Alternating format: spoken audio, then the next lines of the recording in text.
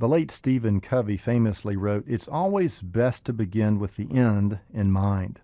Suppose you're experiencing financial success, you're growing your wealth. That's great, but why?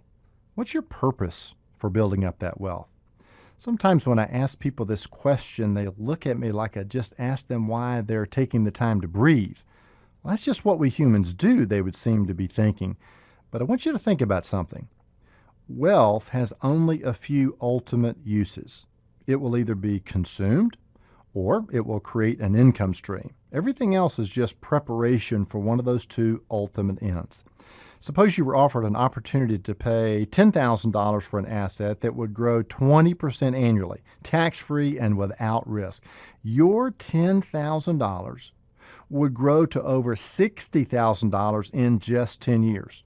After 20 years, it would be worth over $380,000. Over a 40-year working career, it'd be worth over $14 million. Now that sounds pretty good. Actually, it sounds like a Ponzi scheme, but we'll suspend judgment for the sake of making my point. But here's the catch. You can never spend any of that money.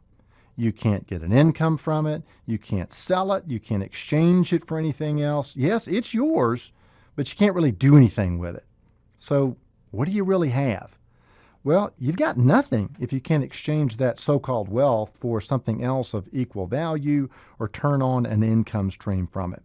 So all the money you'll ever earn in your lifetime will either be consumed now, consumed later, preserved now to create an income stream or for somebody that you love later, or it'll be passed on to someone else.